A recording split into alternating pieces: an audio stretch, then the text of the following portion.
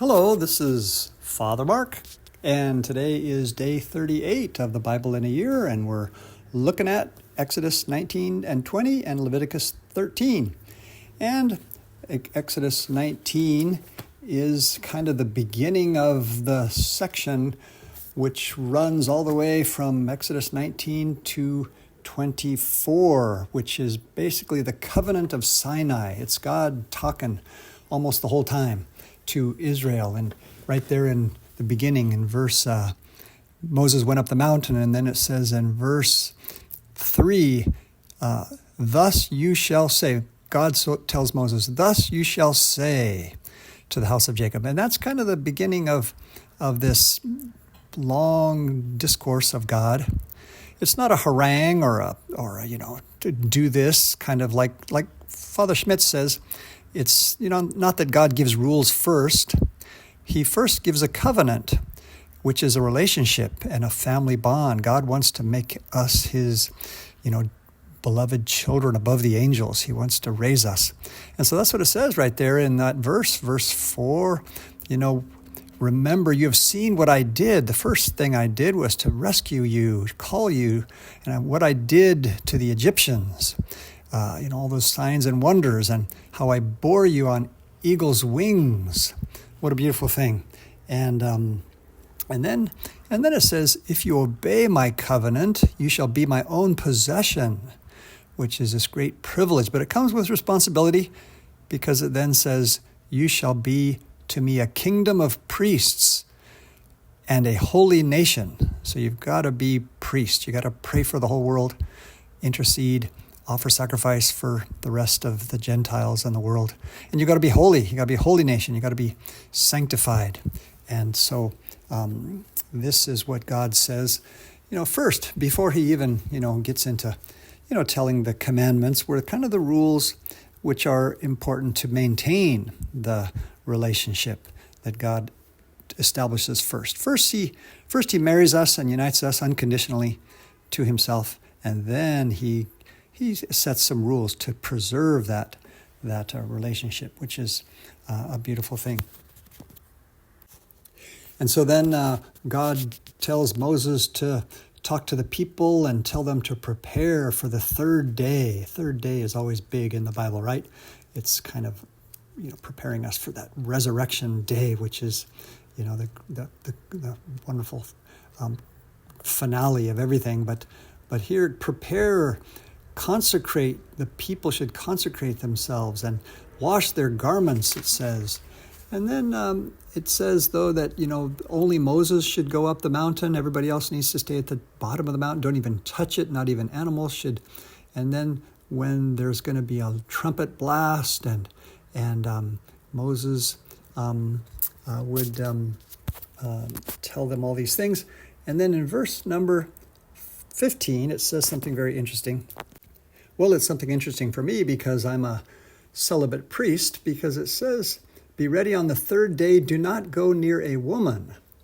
And so he's telling the Israelite men to abstain temporarily from relations and from being with their wives. And this is not because it's evil or nasty or dirty, but because it's something holy and sacred and good. But nevertheless, the things of heaven and the things of God are on a different level. And so this is, again, this idea that something can be kind of unclean, but it doesn't mean that it's bad. Unclean is a word for the Jewish people that meant not fit to be near certain holy things or certain holy places. That is what the word unclean meant. And so it's just saying that if you want to be, entering into, the mountain of Sinai or into the tabernacle or the Holy of Holies or the temple, you've got to temporarily abstain from certain carnal, physical things, because we're getting into the spiritual here. So it's not that the physical is bad, but that it's on a different level. And so I think that's important. It would be a little bit like, when you're going into the church, you shouldn't be, eating an ice cream cone or chewing on a candy bar, right?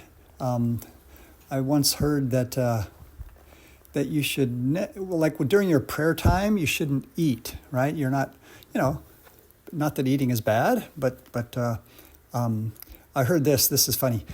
You should never eat while you pray, but you should always pray while you eat.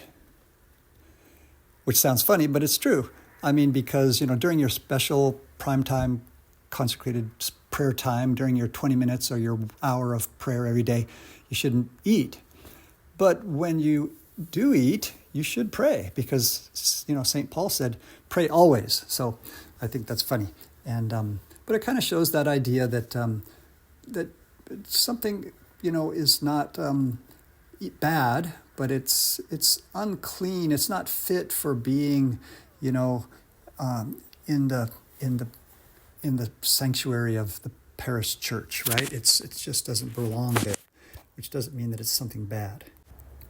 In verse 16 through 19, it's describing the amazing thunder and lightning and sound and light show that God's theophany presence, his apparition on the mountain like an earthquake or a volcano, incredible. And then in several verses, it starts talking about priests.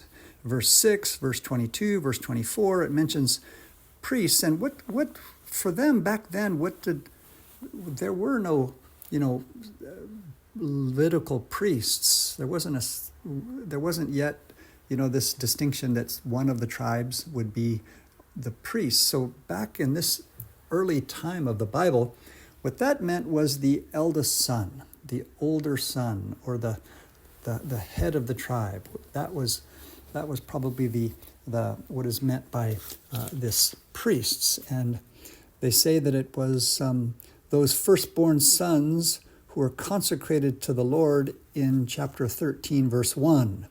7 weeks earlier on Passover night, when they were leaving Egypt, there's words there about priests, or firstborn sons being consecrated to the Lord, and that they became priests at that moment. And so they had this idea that some of us are priests. Those are the eldest sons of each tribe or family. It's only later in the book that you're going to see that because of sin, because of the golden calf sin, that the priesthood is going to be taken away from the firstborns and given only to the one family, the Levite family, the tribe of Levi. Then in chapter 20, you have, the 10 Commandments. So these are, of course, very important. They're numbered a little differently according to whether you're Catholic or Protestant, but basically they're basically the same. And there's a lot of emphasis on the first one, which is, I am the Lord your God. You shall have no other gods before me. The Protestants make 2 commandments out of that, but we just have one there. We have the first 3 commandments, we say, are the commandments that have to do with our relationship with God, and then the other 7 have to do with our neighbor. And so there's kind of 2 tablets, they say, of the commandments, 2 aspects. First regarding God and the other regarding neighbor. I will never forget visiting a sanctuary in France called La Salette, which is a place where the Blessed Virgin Mary appears. A lot of people know that she appeared in Lourdes after that and in Fatima, but she also appeared in a place called La Salette, and she, at the top of a mountain, if you go there by bus, you go way, way up into the Alps, above the clouds, and you're looking down, and you go up there and you find out about this apparition in which Mary spoke to 2 little shepherd children, and she spoke to them especially about how the people of France were disobeying the first 3 commandments, that they were not going to Mass on Sunday, they were eating, meat on Friday, and they were using God's name in vain, and they were not worshiping. And so basically, up on the top of a mountain, up high above the clouds, Mary emphasized the relationship with, the vertical relationship with God. And so that's a very beautiful thing, the apparition of La Salette.